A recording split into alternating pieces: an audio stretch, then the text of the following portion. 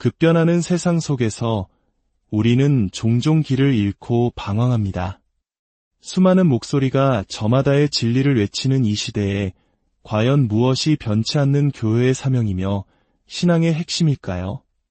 오늘 우리는 한평생을 오직 한 가지 사명에 바친 한 목회자의 깊은 통찰을 통해 이 질문에 대한 답을 찾아보고자 합니다.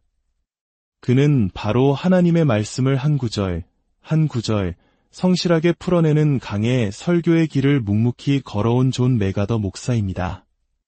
그의 삶 자체가 증명하는 메시지, 현대교회에서 설교의 위치에 대해 함께 귀 기울여 보겠습니다. 이 귀한 말씀을 듣기에 앞서 구독과 좋아요를 눌러주시면 이 생명의 말씀이 더 널리 퍼지는 데 큰 힘이 됩니다. 이 시간을 통해 말씀을 듣는 모든 분들의 삶에 하나님의 크신 은혜와 평강이 함께 하시기를 기도합니다. 제가 평생을 살아오며 제 삶의 중심에 두었던 것이 무엇이냐고 묻는다면 저는 주저없이 대답할 것입니다. 그것은 바로 설교를 준비하고 선포하는 것입니다. 지난 수십 년간 저는 매주 같은 자리에서 하나님의 말씀을 전해왔습니다. 한 구절, 한 구절, 때로는 한 단어의 의미까지 파고들며 신약 성경의 거의 모든 책을 성도들과 함께 나누었습니다. 그것이 제 삶의 전부였고 가장 큰 열정이었습니다. 왜냐하면 저는 이것이 하나님의 종에게 주어진 가장 근본적이고 중요한 사명이라고 믿기 때문입니다. 오늘 저는 이 말씀 선포, 즉 설교가 교회의 심장이 되어야 하는지에 대해 여러분과 함께 나누고 싶습니다. 우리의 논의를 위해 디모데후서 4장의 말씀을 펼쳐보겠습니다. 이것은 사도 바울이 그의 영적인 아들 디모데에게 남긴 마지막 유언과도 같은 편지입니다. 그리고 이 구절은 설교의 우선순위를 말해주는 가장 결정적인 본문입니다. 하나님 앞과 살아있는 자와 죽은 자를 심판하실 그리스도 예수 앞에서 그가 나타나실 것과 그의 나라를 두고 엄히 명하노니 너는 말씀을 전파하라. 때를 얻든지 못 얻든지 항상 힘쓰라. 범사에 오래 참음과 가르침으로 경책하며 경계하며 권하라. 때가 이르리니 사람이 바른 교훈을 받지 아니하며 기가 가려워서 자기의 사욕을 따를 스승을 많이 두고 또 그 귀를 진리에서 돌이켜 허탄한 이야기를 따르리라. 이 말씀의 배경을 이해하는 것이 중요합니다. 당시 디모데는 에베소 교회에 머물고 있었습니다. 에베소 교회는 한때 사도 바울이 3년간 머물며 세운 매우 강력하고 영향력 있는 교회였습니다. 하지만 시간이 흐르면서 교회는 심각한 문제에 직면하게 됩니다. 거짓 가르침을 퍼뜨리는 부패한 지도자들이 생겨났고 성도들 사이에는 죄악이 만연했으며 교회 안의 질서가 무너져 내리고 있었습니다. 외부적으로는 기독교를 향한 극심한 박해가 있었고 내부적으로는 이처럼 혼란스러운 상황이었습니다. 젊은 목회자 디모데는 이 모든 것을 바로잡아야 하는 무거운 책임을 지고 있었습니다. 만약 오늘날의 교회 성장 전문가가 디모데에게 조언했다면 아마 이렇게 말했을 겁니다. 디모데, 먼저 사람들의 마음을 얻게, 그들과 친구가 되고 그들이 좋아할 만한 프로그램을 만드시오. 사람들이 자네를 좋아하게 되면 그들이 믿는 하나님과 진리도 좋아하게 될 걸세. 이것이 오늘날 많은 교회가 따르는 방식입니다. 인기를 얻고 사람들에게 좋은 인상을 주는 것이 최우선 과제가 되었습니다. 하지만 사도 바울의 처방은 완전히 달랐습니다. 그는 디모데에게 인기를 얻으라고 말하지 않았습니다. 오히려 앞으로 상황은 더 나빠질 것이며 악한 사람들의 적대감은 더욱 커질 것이라고 경고했습니다. 바울의 유일한 관심사는 하나님 앞에서 어떻게 신실할 것인가였습니다. 그리고 그 모든 문제, 즉 내부의 부패, 외부의 핍박, 거짓 교사들의 준동에 대한 유일하고도 강력한 해결책을 제시합니다. 그것은 바로 너는 말씀을 전파하라는 것이었습니다. 다른 어떤 것도 아닌 오직 하나님의 말씀을 선포하라는 것입니다. 이것은 마치 의사가 환자에게 진정한 치료제를 처방하는 것과 같습니다. 임시방편으로 통증을 완화시키는 진통제가 아니라 병의 근원을 제거하는 약 말입니다. 교회의 모든 문제를 해결하는 힘은 인간의 지혜나 전략이 아닌 살아있는 하나님의 말씀에 있기 때문입니다. 이 명령이 얼마나 엄중한지 보십시오. 바울은 하나님 앞과 장차 모든 것을 심판하실 그리스도 예수 앞에서 엄히 명한다고 말합니다. 이것은 개인적인 충고가 아닙니다. 목회자가 자신의 사역을 마치는 날 하나님 앞에서 평가받게 될 가장 중요한 기준이 바로 이것이라는 의미입니다. 우리는 우리가 얼마나 창의적이었는지, 얼마나 인기가 많았는지가 아니라 맡겨진 말씀을 얼마나 신실하게 전했는지에 대해 책임을 져야 합니다. 사도 바울은 고린도전서 4장에서 자신을 하나님의 비밀을 맡은 자, 즉 청지기라고 말합니다. 그리고 청지기에게 구할 것은 다른 무엇도 아닌 충성이라고 강조합니다. 하나님은 우리에게 음식을 요리하라고 하지 않으셨습니다. 이미 완벽하게 준비된 진리의 만찬을 사람들의 식탁에 잘 차려주기만 하면 된다고 하셨습니다. 우리의 임무는 그 음식을 변질시키거나 다른 것을 섞지 않고 있는 그대로 전달하는 것입니다. 이 사명은 또한 매우 긴급합니다. 때를 얻든지 못 얻든지 항상 힘쓰라는 말씀은 상황이 좋든 나쁘든 사람들이 듣고 싶어 하든 아니든 인기가 있든 없든 상관없이 항상 이 일을 해야 한다는 뜻입니다. 얼마 전 미국에서 수십 년간 강해 설교를 가르쳐온 한 저명한 신학교 교수님이 이런 글을 쓴 것을 보고 큰 충격을 받았습니다.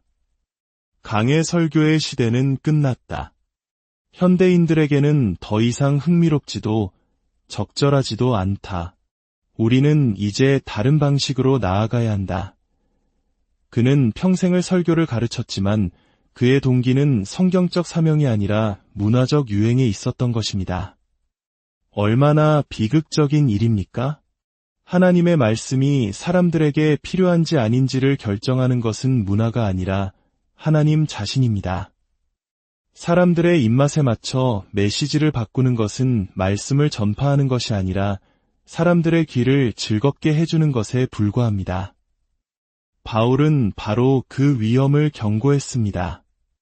때가 이르면 사람들이 바른 교훈, 즉 건전한 교리를 견디지 못할 것이라고 말입니다. 오늘날 복음주의 교회 안에서 가장 두드러진 특징 중 하나가 바로 이 교리에 대한 무관심입니다. 교리는 기독교 신앙의 뼈대와 같습니다. 뼈대가 없으면 몸이 바로 설 수 없듯이 교리가 없으면 신앙은 감정이나 경험에 따라 흔들리는 연약한 것이 되고 맙니다. 사람들은 진리보다는 관용을 더 중요한 가치로 여깁니다. 교리는 사람들을 나누고 사랑이 없는 것처럼 보인다고 말합니다. 하지만 기억해야 할 것이 있습니다. 거짓은 언제나 관용을 요구하며 살아남는다는 사실입니다. 거짓은 성경에 비달해서 검증받는 것을 두려워하기에 그저 묻지도 따지지도 말고 받아들여 달라고 애원합니다. 반면에 진리는 언제나 검증을 환영합니다. 나를 시험해보라. 하나님의 말씀에 비추어 나를 재어보라고 외칩니다. 왜냐하면 진리는 그 어떤 시험도 통과할 수 있기 때문입니다. 사람들이 진리를 외면하고 길을 즐겁게 하는 이야기를 찾기 시작하면 그들의 요구에 맞춰주는 거짓 교사들이 생겨나기 마련입니다. 마치 사람들이 금송아지를 숭배하고 싶어 할 때 그들을 위해 기꺼이 송아지를 만들어줄 아론 같은 인물이 항상 나타나는 것과 같습니다. 그 결과는 끔찍합니다. 사람들은 진리에서 귀를 돌려 허탄한 이야기, 즉 신화를 따르게 됩니다. 이는 단순히 인간이 만들어낸 이야기가 아니라 디모데전서에서 경고한 것처럼 미혹하는 영과 귀신의 가르침일 수 있습니다. 이것이 바로 우리가 어떤 상황 속에서도 하나님의 말씀을 올곧게 선포해야 하는 이유입니다. 이제 디도서 2장 15절로 넘어가 보겠습니다. 여기에는 설교의 어조에 대한 매우 중요한 지침이 나옵니다. 너는 이것을 말하고 권면하며 모든 권위로 책망하여 누구에게서든지 업신여김을 받지 말라. 모든 권위로 말하라는 이 명령에 주목해야 합니다. 진정한 설교는 단순한 제안이나 좋은 이야기 혹은 개인적인 의견 나눔이 아닙니다. 그것은 하나님의 권위를 가지고 선포하는 것입니다. 예수님의 사역을 보십시오. 마태복음 7장에서 산상수훈을 마쳤을 때 사람들은 그 가르침에 놀랐습니다. 그 이유는 그 가르치시는 것이 권위 있는 자와 같고 그들의 서기관들과 같지 아니함일러라 라고 기록되어 있습니다. 사람들은 랍비들의 끝없는 토론이나 이 학자는 이렇게 말했고 저 학자는 저렇게 말했다는 식의 인용에 익숙했습니다. 하지만 예수님은 그 어떤 인간의 권위도 빌리지 않으셨습니다. 그분의 말씀 자체에 힘이 있었습니다. 그렇다면 예수님의 그 놀라운 권위는 어디에서 왔을까요? 요한복음 7장에서 예수님은 직접 그 답을 말씀하십니다. 내 교훈은 내 것이 아니요 나를 보내신 이의 것이니라. 또 요한복음 8장에서는 나는 스스로 아무것도 하지 아니하고 오직 아버지께서 가르치신 대로 이것을 말하노라고 하셨습니다. 그렇습니다. 예수님의 권위는 그분이 오직 하나님의 말씀만을 전했기 때문에 나온 것입니다. 이것은 오늘날 설교자에게도 동일하게 적용되는 원리입니다. 설교자의 권위는 어디에서 오는 것일까요? 우리는 종종 그 권위를 엉뚱한 곳에서 찾으려고 합니다. 첫째는 개인적인 권위의 착각입니다. 어떤 목회자들은 자신이 가진 카리스마나 직분, 특별한 영적 능력에서 권위가 나온다고 생각합니다. 하지만 우리에게는 어떠한 개인적 권위도 없습니다. 우리는 죄를 용서할 수도 사탄에게 개인적으로 명령할 수도 없습니다. 우리의 권위는 창세기에서 시작하여 요한계시록으로 끝납니다. 성경 밖에서 우리에게는 아무런 권위가 없습니다. 둘째는 교회적 권위의 착각입니다. 어떤 전통에서는 교회의 결정이나 교리가 성경과 동등하거나 혹은 그 이상의 권위를 갖는다고 가르칩니다. 그러나 종교개혁의 위대한 외침은 오직 성경이었습니다. 교회는 말씀 아래에 있는 것이지 말씀이 교회 아래에 있는 것이 아닙니다. 교회는 하나님의 권위를 선포하는 통로이지 권위의 원천이 아닙니다. 셋째는 이성적 권위의 착각입니다. 이것은 인간의 지혜나 논리, 철학이나 심리학이 성경보다 더 설득력 있다고 믿는 태도입니다. 어떤 이들은 성경을 그대로 전하는 것은 너무 고리타분하고 현실과 맞지 않다고 말합니다. 그래서 성경 말씀에 자신의 생각과 재미있는 이야기, 세상의 지혜를 섞습니다. 그러나 기억하십시오. 사람을 변화시키는 것은 우리의 화려한 언변이나 기발한 아이디어가 아닙니다. 오직 하나님의 말씀만이 영혼을 거듭나게 하고 우리를 거룩하게 하며 믿음 안에서 자라게 하는 능력이 있습니다. 넷째는 경험적 권위의 착각입니다. 이것은 오늘날 매우 위험한 경향입니다. 성경이 뭐라고 말하는지는 중요하지 않아 나는 예수님이 나에게 직접 말씀하시는 것을 들었어 라고 말하는 사람들이 있습니다. 자신의 신비한 체험이나 뜨거운 감정을 성경보다 더 높은 권위에 두는 것입니다. 그러나 우리의 모든 경험은 하나님의 말씀이라는 절대적인 기준 앞에서 검증받아야 합니다. 우리의 경험이 성경을 판단하는 것이 아니라 성경이 우리의 경험을 판단해야 합니다. 진정한 설교자는 이 모든 거짓된 권위를 내려놓아야 합니다. 그리고 오직 한 가지, 기록된 하나님의 말씀의 권위 앞에 겸손히 서야 합니다. 설교자의 가장 큰 임무는 설교에서 자기 자신을 지우는 것입니다. 제임스 댄이라는 신학자는 이렇게 말했습니다. 당신은 자신이 위대한 설교자라는 인상과 예수 그리스도가 위대한 구원자라는 인상을 동시에 줄 수는 없다. 둘 중 하나를 선택하라. 설교자는 하나님의 영광을 드러내는 자이지 자신의 영광을 구하는 자가 아닙니다. 저는 사역 초기에 한 선배 목사님으로부터 도전을 받았습니다. 매주 30시간 이상을 오직 말씀 연구에만 쏟아부으시오. 그렇게 10년을 하면 평생 길어 올릴 수 있는 깊은 우물이 생길 것이오. 저는 그 도전을 받아들였고 지난 수십 년간 그 약속을 지키려 노력해왔습니다. 그리고 지금도 저는 마르지 않는 그 말씀의 샘에서 생수를 길어 올리고 있습니다. 사랑하는 성도 여러분, 그리고 이 땅의 모든 사역자 여러분, 하나님의 말씀을 권위 있게 선포하는 것은 이 시대의 흐름에 역행하는 일일 수 있습니다. 사람들은 교훈보다는 위로를, 책망보다는 칭찬을, 진리보다는 재미를 원할지 모릅니다. 하지만 사람들의 필요를 가장 잘 아시는 분은 하나님이십니다. 그리고 하나님께서는 그분의 말씀이 우리 영혼에 꼭 필요한 양식이라고 하셨습니다.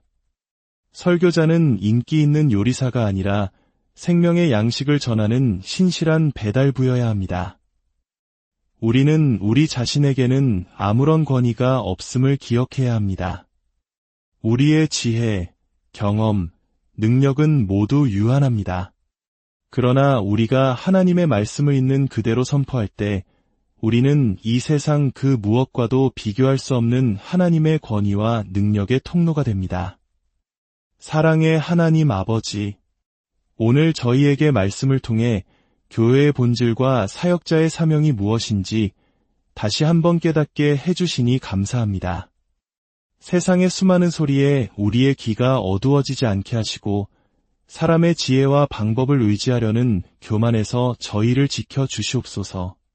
이 땅의 모든 강단에서 오직 살아있는 하나님의 말씀만이 능력 있게 선포되게 하여 주시옵소서.